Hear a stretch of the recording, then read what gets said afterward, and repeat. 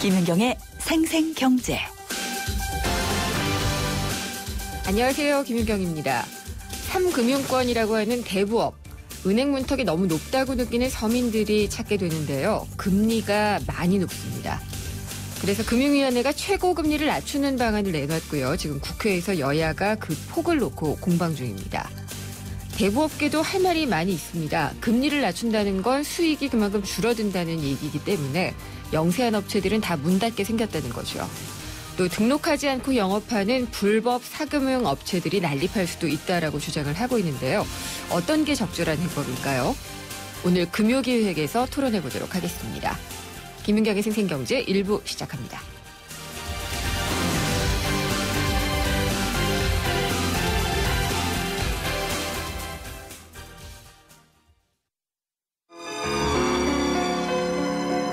당신의 새 협주곡은 큰 성공을 거둘 것입니다.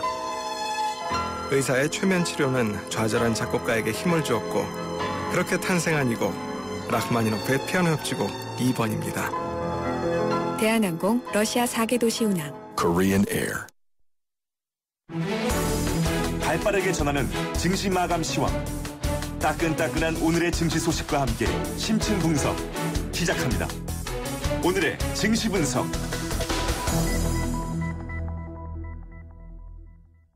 김윤경의 생생경제 베러앤디퍼런트 르노삼성자동차 제공으로 1부 시작하겠습니다.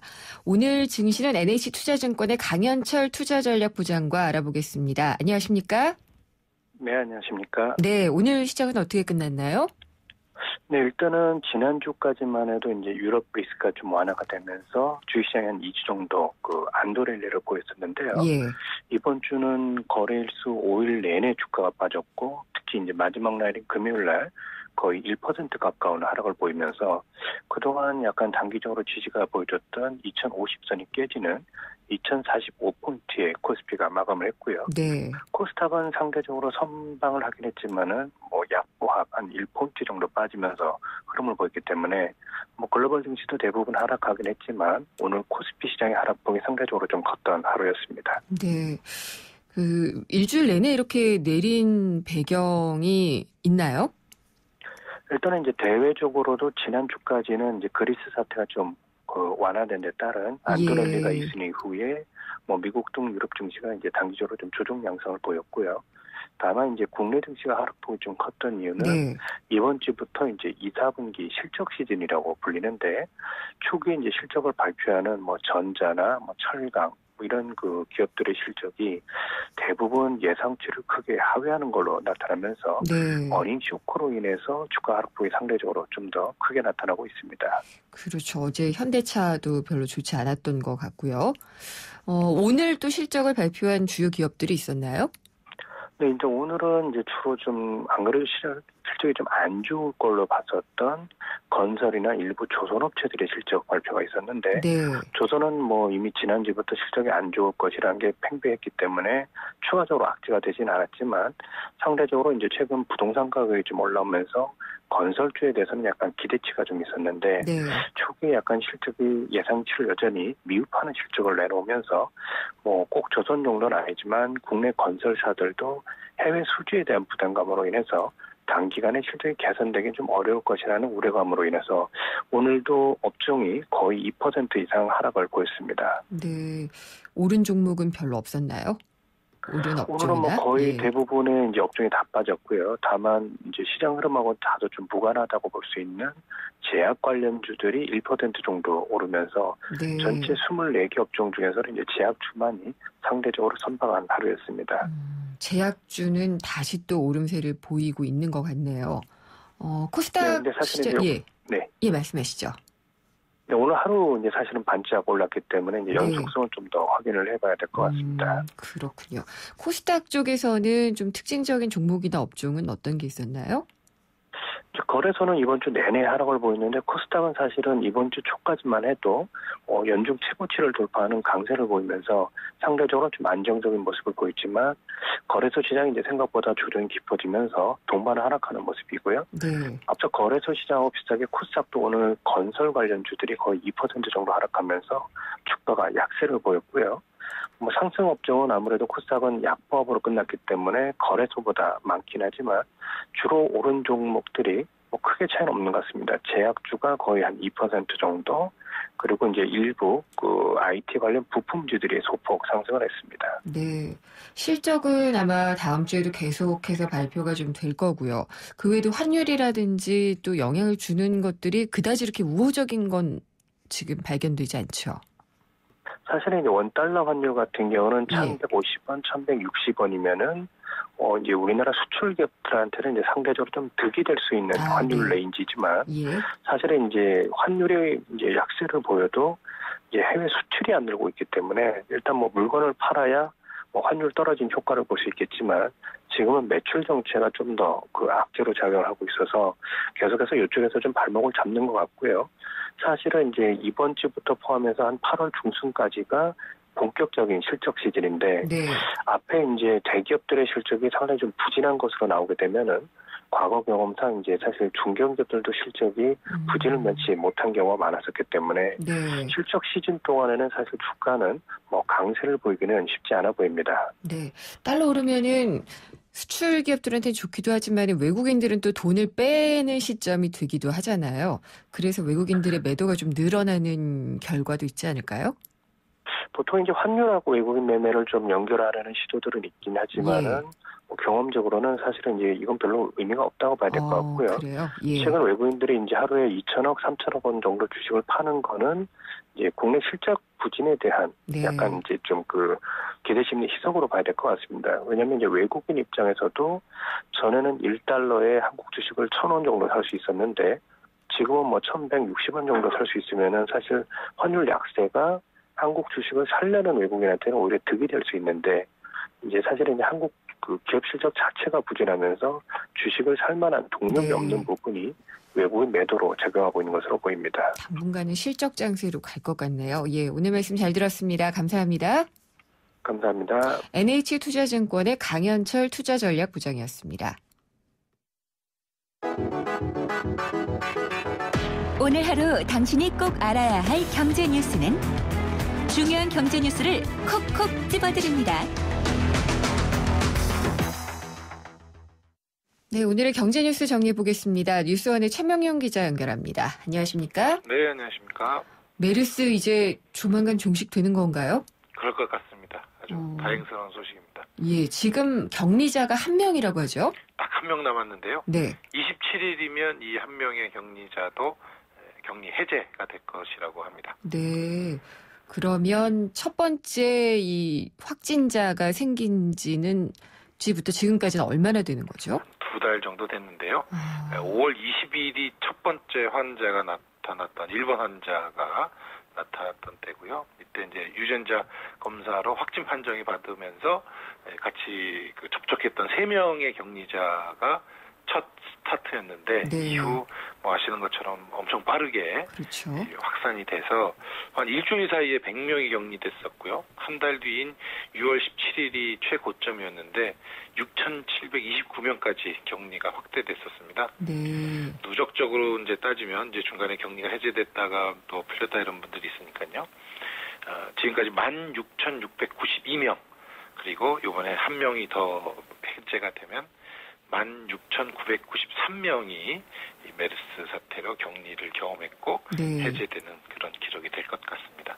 격리됐던 분들이 다 감염자는 아니었었죠? 다 감염자는 아니었고요. 186명인가 그랬죠. 네. 이 중에 이제 접촉했던 분들 또 증상이 없이 그냥 넘어가신 분들도 꽤 많았으니까요. 그렇게 됩니다.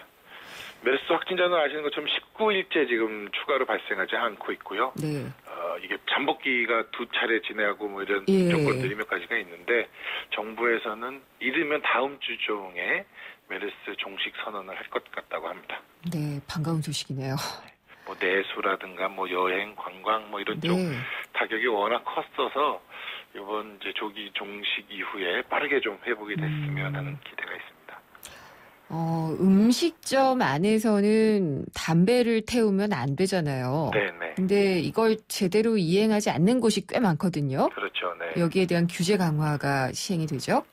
이 규제 글쎄 강화라고 봐야 될지 완화라고 봐야 될지 헷갈립니다. 애매한가요? 네, 투아웃제라고 이제 시행을 이제 언론에서 지칭을 했는데요. 네. 뭐 야구에서는 3아웃이니까 투아웃 2번 스트라이크 2번만에 아웃되는 거면 조금 강화된 것 같은 강화한 줄 알았는데. 느낌도 드는데 알고 보면 좀 완화되는 느낌이 더 큽니다. 뭐 금연 정책, 보건복지부의 금연 정책에 따라서 음식점 내에서는 금연 스티커를 당일 붙여야 하고 실내 금연을 해야 하고 규정에 맞게 흡연실을 이렇게 설치를 해야 하는데요. 종전까지는 이런 규정들을 어기면 첫 번째 바로 170만 원의 과태료를 업주에게 부과를 했었습니다. 네. 근데 이거를 한 번은 좀 계도로 시정 명령만 내리고 두 번째부터 과태료를 매기겠다. 그래서 투아웃제입니다. 그 왜 그렇게 하는 거죠? 보면 좀 완화해 준 거고요. 뭐 영세한 사업자들이 흡연실을 설치하는데 비용이 너무 부담이 된다라는 그런 민원도 많았다고 하고요. 금연 정책이라는 게 금연을 계도하는 게 목적이지 징벌적으로 이렇게 과태료를 무는 게 목적이 아니지 않냐. 뭐 이런 논리를 얘기를 하고 있는데 제 개인적인 생각으로는 담배로 세금을 많이 걷어서 좀 재미를 보니까 담배 쪽을 좀 완화해 주는 거 아닌가 이런 느낌이 좀 많이 들어서 당근과 채찍을 쓰는 거예요? 조금 그런 느낌이 좀 듭니다. 조금 씁쓸하다 이런 생각이 듭니다. 영세한 업체의 경우에는 주인이 그냥 못 피우도록 강력하게 제재를 하면 되잖아요, 손님들한테. 밖에 나가서 피고 오시게 이렇게 하면 되긴 되는데 또 이렇게 술과 함께 음식을 파는 곳에서는 이게 좀 술이 들어가고 나면 이렇게 이성이 조금 해이해지지 않습니까? 그럼 상관관계를 끊어야 됩니다. 그런 문제가 좀 있는 것 같습니다. 알겠습니다. 저한테 좀 돌 날아올 것 같은데요, 끼견자들은. 조금 그렇죠. 네. 그리고 국민 메뉴라고 해야지 되나요? 뭐 국민의 고기라고 해야지 돼요. 삼겹살. 네. 다시 또 금값이네요. 이게 휴가 시즌 때마다 이런 얘기가 나왔는데 이게 산지라든가 공급 또 수입량 이런 거 따져보면 이런 현상이 안 나타나도 되는데 중간 유통 과정에서 좀 이런 좀 장난하는 부분이 있는 게 아닐까 이런 생각이 들고요.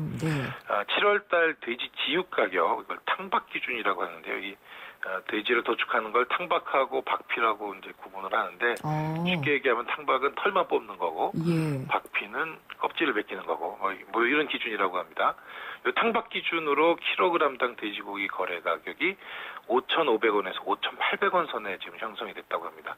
작년 같은 기간보다 14% 정도 높아진 가격입니다. 네, 꽤 올랐네요. 꽤 올랐습니다. 이게 도축이 좀 줄었다고 하고요. 메르스 사태로 한 2달간 소비가 쫙 없다가 갑자기 이제 7월 휴가 시즌과 맞물려서 돼지 소비가 좀 많이 늘어나는 그런 부분이 있다고 하는데요.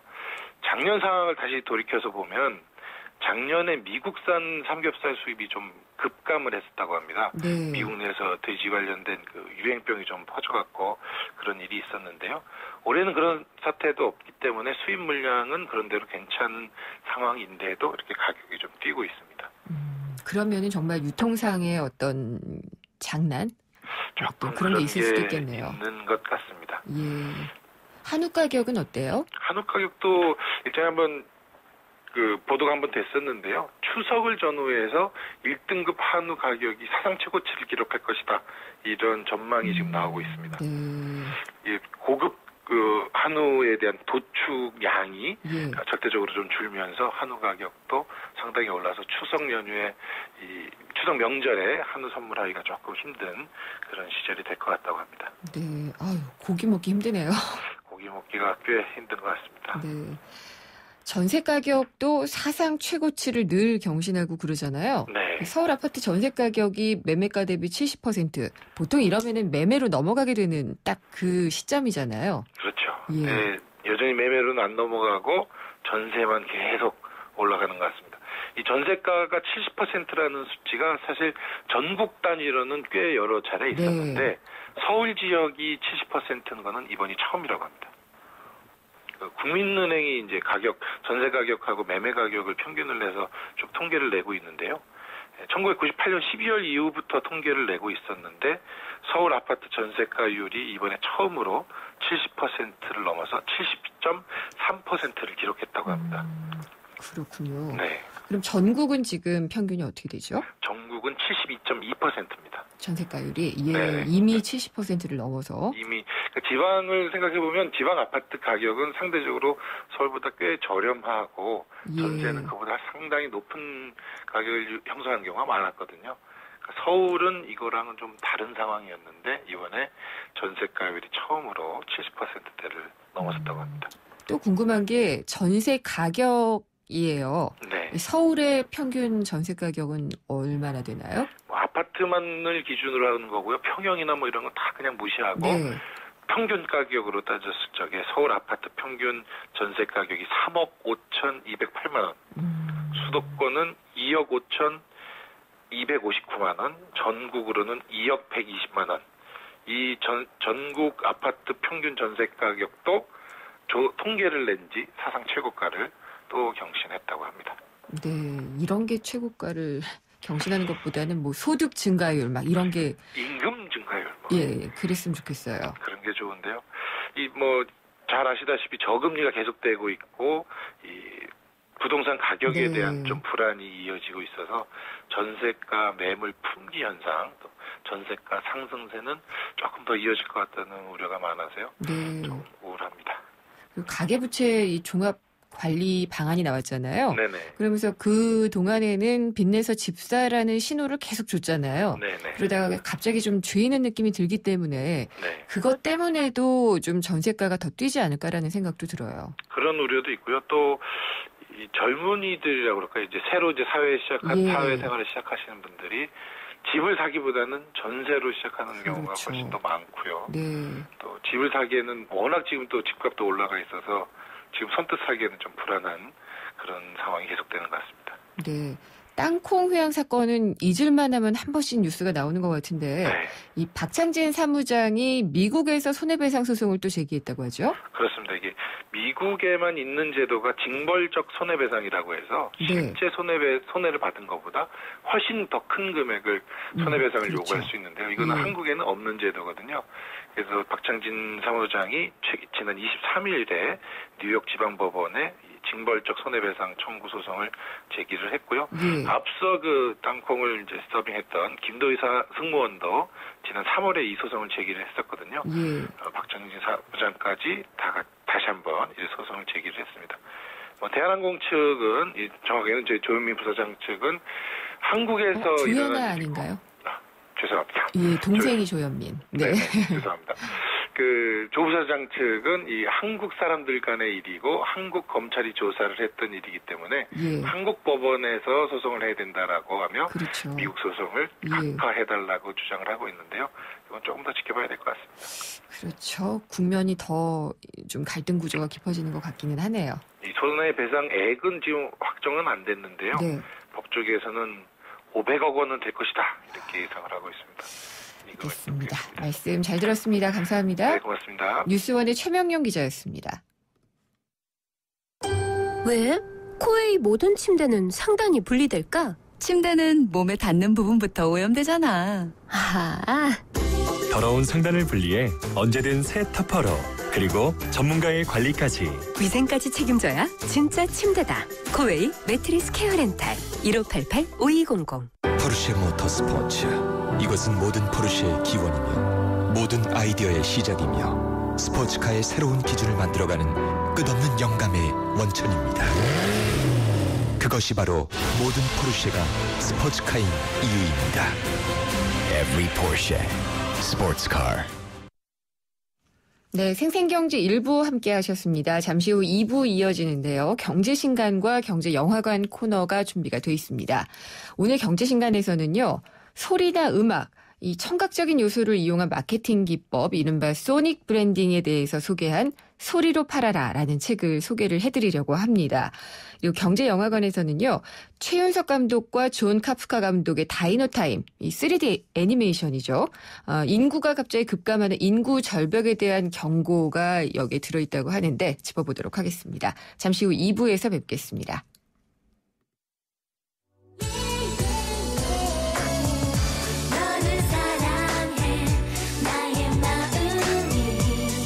안녕하세요.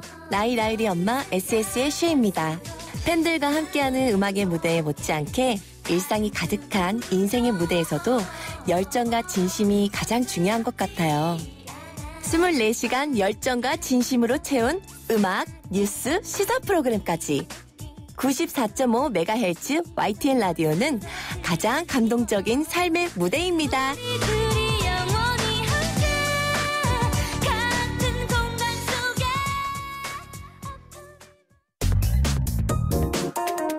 우리 경제의 민낯을 한꺼풀 벗겨보는 경제 뉴스.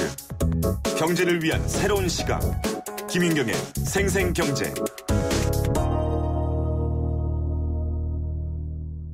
네, 김윤경의 생생경제 2부 시작하겠습니다. 오늘 금요일이죠. 매주 금요일에는 경제상식 퀴즈가 준비가 돼 있습니다. 오늘의 퀴즈 보내드리도록 하겠습니다. 이것은 은행, 보험사, 금융회사 등 공적인 금융기관이 아닌 업체인데요. 신용만으로 소에게 현금을 빌려주는 일을 전문으로 하는 금융업을 말합니다. 이 대형업체의 경우에는 최근에 일본계가 주류를 이루고 있다는 얘기가 많이 있고요. TV 광고 시간을 줄여야 된다, 이런 논란도 있었죠. 이것은 무엇일까요가 오늘의 문제입니다. 보기 드리겠습니다. 1번 대부도, 2번 대부업, 3번 핸즈업입니다. 1번 대부도, 2번 대부업, 3번 핸즈업입니다. 정답 아시는 분은요, 지금 문자 주시면 됩니다. 짧은 건 50원, 긴 건 100원의 정보 이용료가 부과되고요. 휴대전화 우물정의 0945번, 우물정의 0945번으로 정답 보내주시면 됩니다. 정답 보내주신 분들 중에 저희가 추첨을 통해서요, 경제신간에서 소개를 해드릴 책도 보내드리고, 참 쉬운 중국어 문정아 중국어에서 드리는 10만 원 상당의 온라인 수강권도 드립니다. 그리고 365일 신나는 도심 수도 꿈의 놀이터 일산 원마운트에서 드리는 워터파크 티켓 2매도 보내드리는데요. 보기만 다시 한번 드릴게요. 1번 대부도, 2번 대부업, 3번 핸즈업입니다. 정답 아시는 분은 우물정의 0945번으로 지금 바로 문자 주시면 됩니다. 포르쉐 모터스포츠. 이것은 모든 포르쉐의 기원이며 모든 아이디어의 시작이며 스포츠카의 새로운 기준을 만들어가는 끝없는 영감의 원천입니다. 그것이 바로 모든 포르쉐가 스포츠카인 이유입니다. Every Porsche Sports Car. 사는 게 뭐라고 대단한 거라고 우리가 뭐라고 기쁨이 든다고. 와, 왜 이렇게 잘 넘어가? 우리가 모였으니까. 하이트. 생생경제가 뽑은 이 한 권의 책. 화제의 경제신간.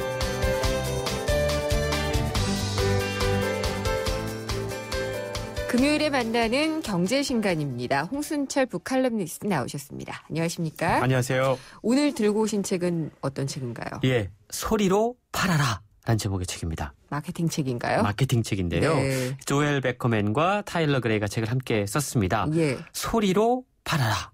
무슨 말일까? 소리를 들려주면은 뭐 이렇게 갑자기 무의식의 상태에서 이렇게 구매를 하게 되는 그런 건가요? 뭔가가 떠올라서 예. 자연스럽게 지갑을 열게 되는 효과가 발생한다는 건데요. 단골 기질이 있는 저로서는 또 저항 정신이 막 떠오르는데. 근데 아마 이 설명을 들으시면 실제로 나도 그런 적이 있어라는 생각이 드실 거예요. 네네. 사실 우리가 살고 있는 이 도시가 되게 조용한 것 같잖아요. 안 조용하죠. 근데 예. 가만히 들으면 네. 정말 시끄럽습니다. 맞아요. 세상 모든 건 다 소리가 있고 24시간 내내 끊임없는 소리들을 만들어내는데요. 저도 만들고 있습니다. 그렇죠. 그리고 또 예. 그곳에 살고 있는 도시인들은 수많은 소리들에 노출이 되어 있습니다. 맞아요. 우리가 이 바쁜 일상에 쫓겨 살아가다 보면 이 도시에서 들려오는 여러 가지 소리들을 의식하지 못할 경우가 많이 있는데 네. 한번 귀를 열고 소리들을 들어보면 그 소리들이 우리의 마음을 움직일 수도 있고요. 우리의 몸에도 영향을 미칠 수가 있다고 그럽니다. 몸에도요? 예, 저자는 그래서 네. 소리가 우리의 삶을 지배하고 있다라고 이야기를 하고 있는데 최근 들어서 이렇게 소리의 중요성을 인식한 기업들이 소닉 브랜딩이라고 하는 것에 열을 올리고 있다고 그럽니다. 그러니까 소리로 브랜드의 가치를 높인다 뭐 이런 거잖아요. 소닉 그렇습니다. 브랜딩. 예, 좀 더 구체적으로 설명을 해드리면 소닉 브랜딩이란 소리나 음악 등 어떠한 청각적인 요소를 이용해서 소비자들에게 특정 브랜드를 떠올리게 하는 마케팅 기법. 떠오르는 거는 CM송인데요. 그렇죠. 예. 소리로 파는 건데요. 말씀하신 것처럼 자신도 모르게 흥얼거리게 되는 CM송들이 있어요. 있어요. 네. 하루 종일 쫓아다니죠. 그렇죠. 한번 들으면 계속 그냥 입에 반복하게 네. 되는 또 귀에 착착 달라붙은 듯한 느낌의 소리들이 있습니다. 맞아요. 어떤 소리를 들으면 떠오르는 특정 브랜드. 이건 소닉 브랜딩이 얼마나 강력한 힘을 지니고 있는지 확인시켜주는 사례인데요. 네. 이 소리로 팔아라라고 하는 책은 최근 글로벌 기업들이 소닉 브랜딩이 얼마나 큰 관심을 보이고 있는지 확인시켜주는 책이라고 할 수 있습니다. 특히 근데 이 저자분은 혹시 음악이나 이 소리와 관련된 분인가요? 그렇습니다. 그런 일을 하는 분이에요. 이 조엘 네. 베커맨은 미국의 유명 작곡가입니다. 또 TV 프로듀서 출신인데요. 소닉 브랜딩을 집중적으로 연구하는 회사인 맨메이드 뮤직이라고 하는 걸 설립을 했습니다. 굉장히 아이디어 좋네요. 예. 그래서 현재는 실제로 디즈니라든가 AT&T라든가 사우스웨스트 항공사라든가 세계 최고 기업들의 이 소닉 브랜딩을 책임지고 있는데요. 네. 이 책을 읽어보면 정말 깜짝 놀랄 만큼 이렇게 우리가 이러한 소리들에 의한 마케팅에 노출되어 있었구나라는 생각을 할 수 있는 소리의 세계가 소개가 되고 있는데요. 사실 많은 분들이 우리가 눈에 들어오는 시각적인 정보를 통해서 제품과 서비스를 선택하고 있다라고 알고 있어요. 시각이 가장 중요하다. 눈에 보이는 게. 대개는 그렇죠. 그래서 디자인이 강조가 되고 있고요.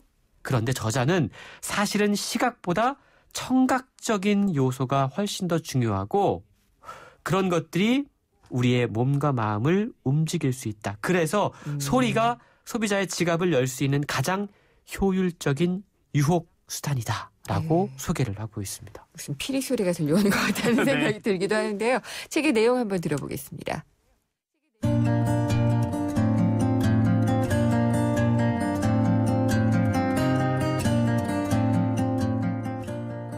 다른 상점들도 특히 브랜드 매장이 몇 미터 간격으로 줄지어 있는 쇼핑몰에서는 소리로 자기 브랜드를 차별화한다. 패션 브랜드 브룩스 브라더스에서는 관현악 음악이 흘러나오고 액세서리와 신발, 음반 등을 판매하는 핫토픽 매장은 멜로디가 강조된 메탈이나 공격적인 일렉트로닉으로 시끌벅적하다. 이런 음악은 그 매장의 고객층에 대해 어떤 이야기를 들려줄까? 단순히 고객이 카키색 면바지를 입는다거나 남성용 아이라이너를 그리고 다닌다는 사실을 알려주는 데서 그치지 않을 것이다. 그들은 어떤 사람들일까? 무엇을 중요하게 여길까? 그들의 라이프 스타일은 어떨까? 소리는 어떻게 각 매장을 차별화할까? 어떤 브랜드는 문화적 경험을 통해 타깃층과 소통하고 특정 공동체의 일원이 되기 위해 소리와 음악을 이용한다. 닥터 마틴은 어떻게 펑크록을 사랑하는 사람이라면 반드시 신어야 할 신발이 되었는가? 컨버스가 인디록의 대명사가 된 비결은 무엇인가? 반스는 어떻게 스케이트보드와 서핑 문화의 대표 운동화가 되었는가? 아디다스가 힙합 황금 시대의 상징이 된 이유는? 다른 비슷한 시도를 한 기업들은 보기 좋게 실패하고 말았다. 그들은 자사의 타깃 소비자가 좋아하는 음악과 자사의 이야기에 더욱 의미 있는 감정적 유대를 가져다줄 음악을 혼동하는 실수를 저질렀다.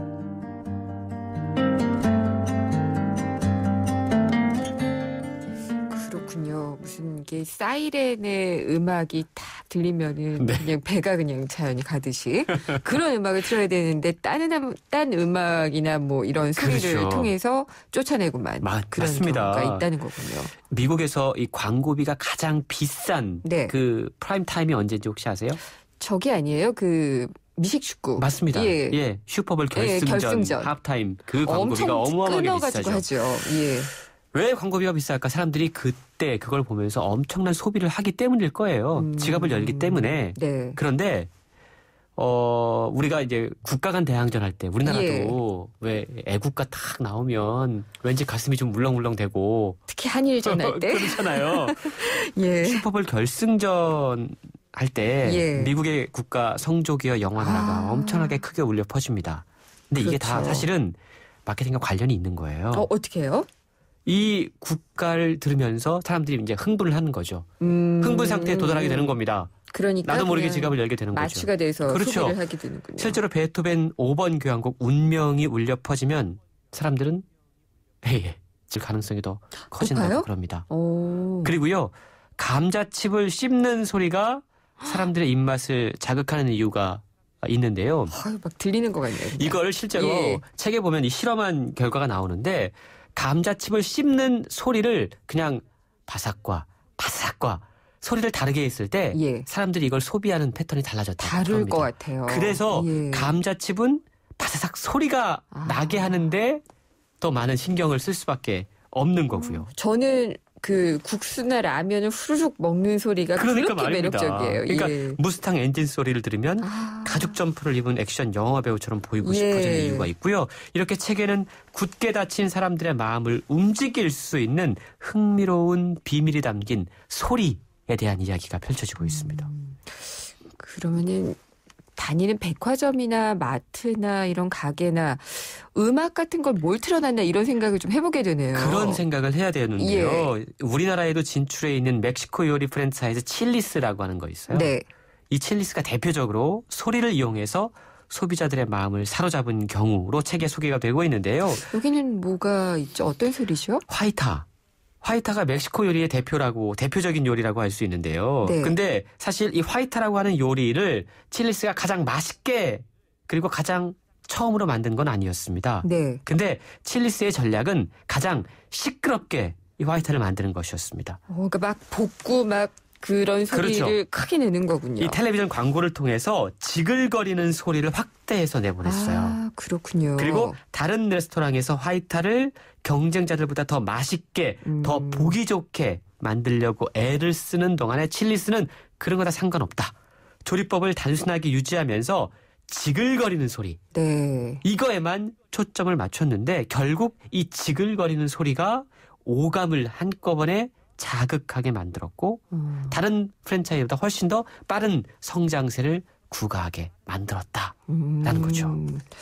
그래요. 청각이 굉장히 아주 예민한 감각인 것 같다는 생각을 다시 한번 해보게 되는데 저도 사실 남성들은 청각보다 시각에 예민하다라고들 많이 생각을 하고 있잖아요. 그런데 책에 보니까 그러한 통념을 깨는 자료가 소개가 되고 있는데요. 어떤 거죠?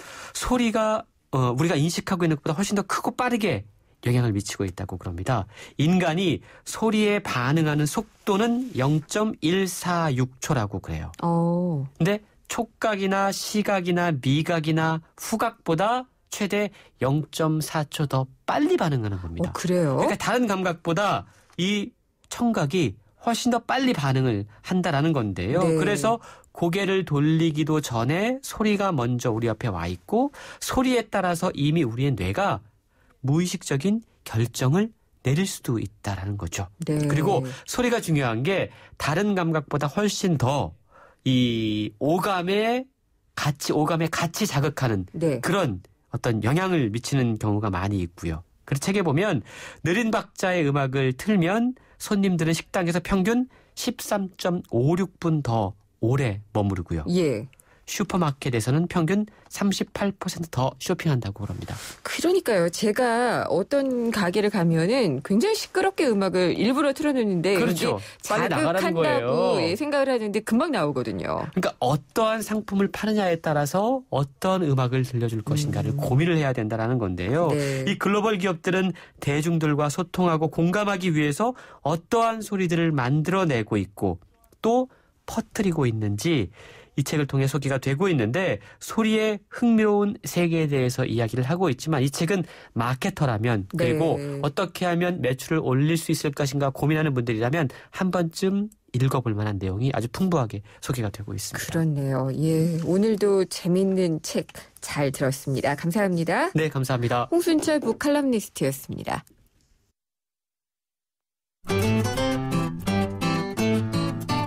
생생경제를 다양하게 만나는 방법. YTN 라디오 앱 예스와 웹사이트 김윤경의 생생경제 또는 트위터 YTN_이코노미로 실시간 듣기와 다시 듣기를 하실 수 있고 방송 내용에 대한 문의와 의견을 주실 수 있습니다.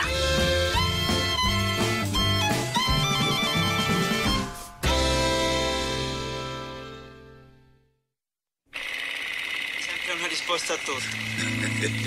Se voglio fare contento, Totò, ora ti conto una cosa.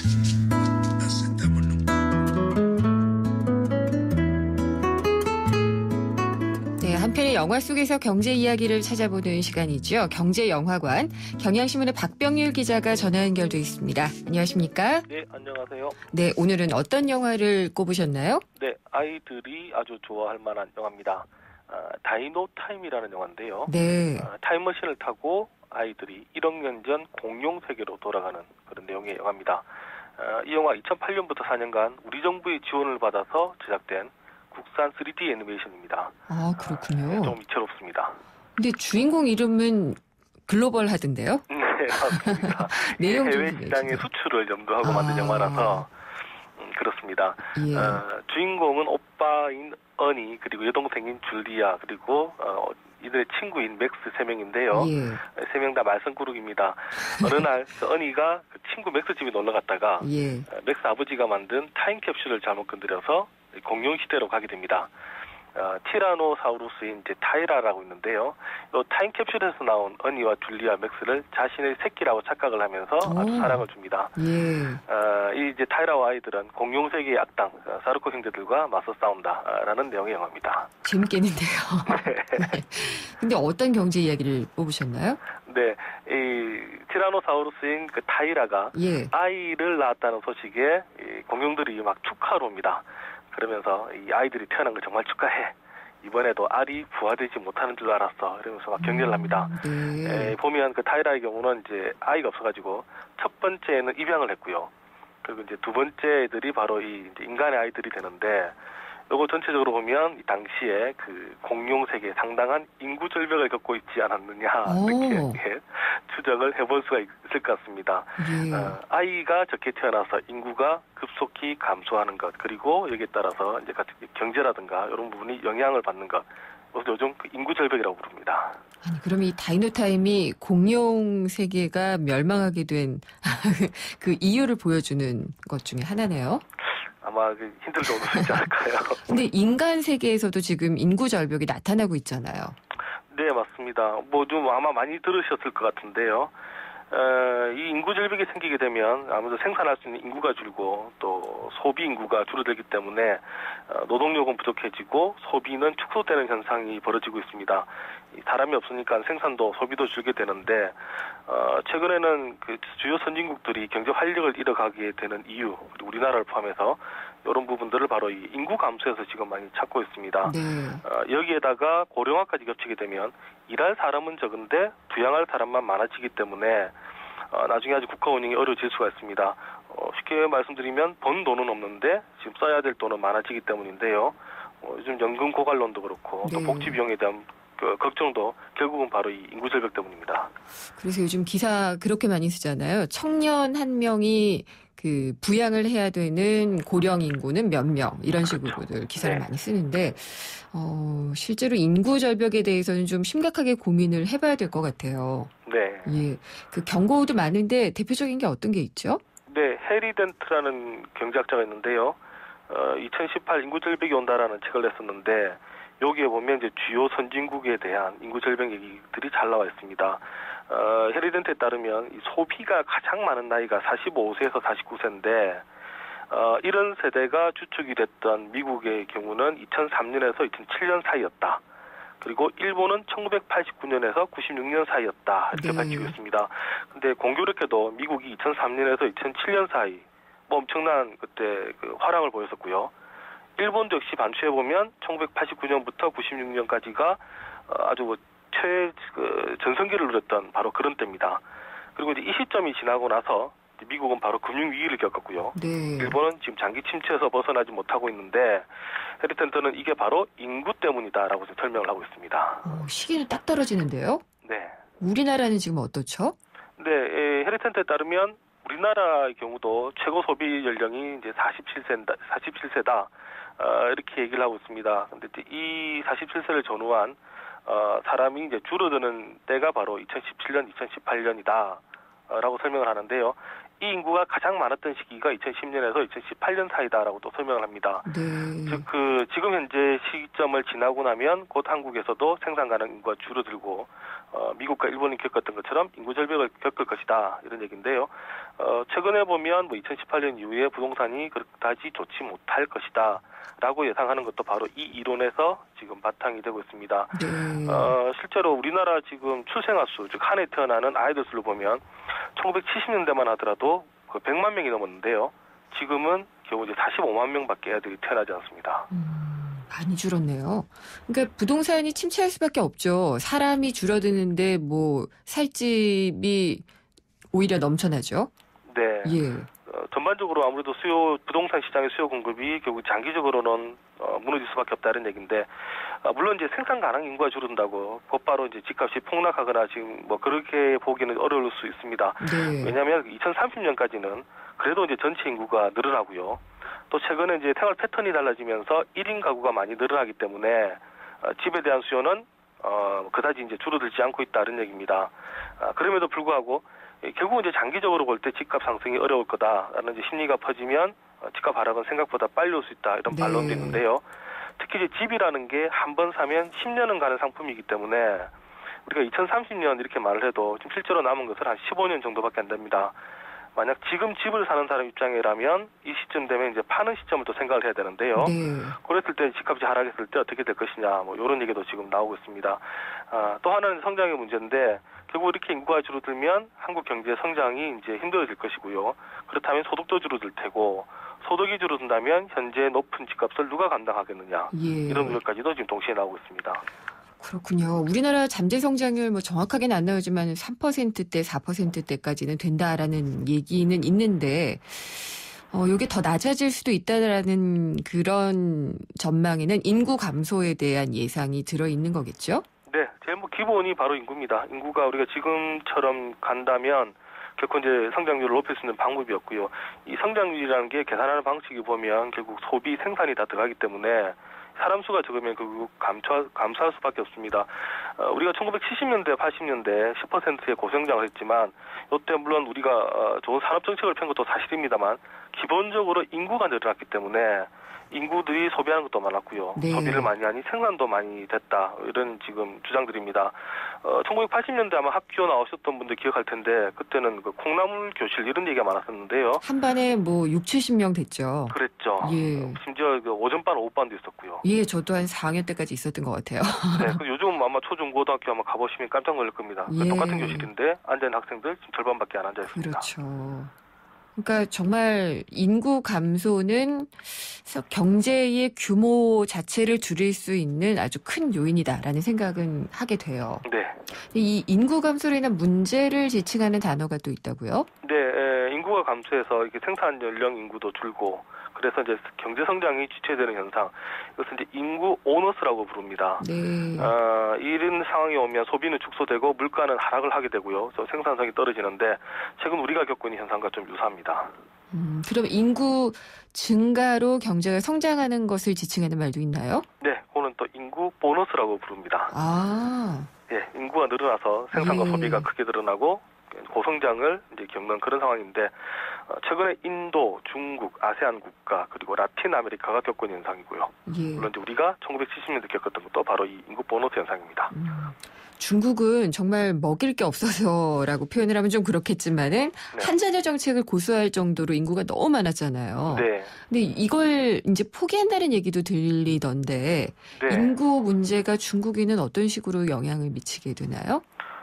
최근에 재밌는 소식이 들려왔는데요.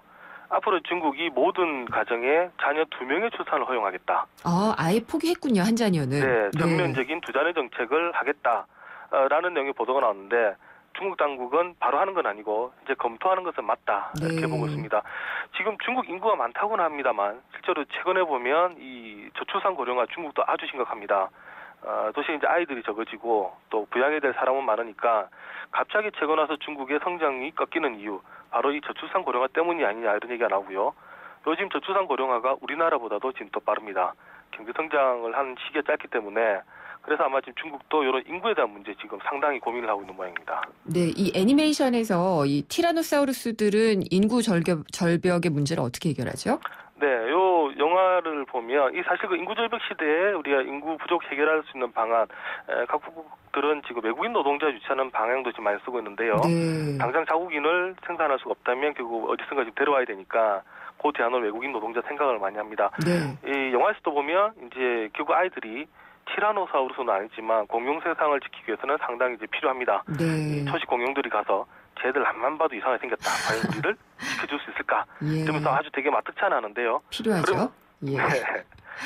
그럼에도 불구하고 이 아이들이 없으면 적으로부터 이길 수가 없으니까 아이들을 계속 이제 보호를 합니다. 결국 이제 외국인 이민을 받아들이는 인구 절벽 국가들의 고민도 좀 상당히 유사해 보입니다. 네, 영화 이렇게 볼 수도 있겠군요. 예, 오늘 말씀 잘 들었습니다. 감사합니다. 네, 감사합니다. 경향신문의 박병률 기자였습니다. 새로워진 산타페를 보았다. 그 어느 때보다 강렬하다. 새로워진 산타페의 운전석에 앉았다. 그 어느 때보다 편안하다. 부드러운 승차감과 강인한 외관. 모든 면에서 만족스러운 All around perfection.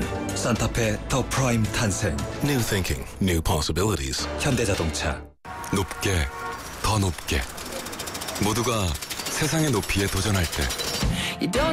높게, 더 높게. 한양은 행복의 높이에 도전합니다. 사람의 행복보다 더 높여야 할 것은 없기에. 건설, 행복이 되다. 한양. 김윤경의 생생경제 2부 포스코와 함께했습니다. 잠시 후 3, 4부는 금요기획으로 이어가는데요. 대부업 금리 상한을 현행 34.9%에서 29.9%로 인하하는 방안을 정부가 추진을 하기로 한 이후에 국회에서도 그렇고 업계에서도 논란이 되고 있습니다.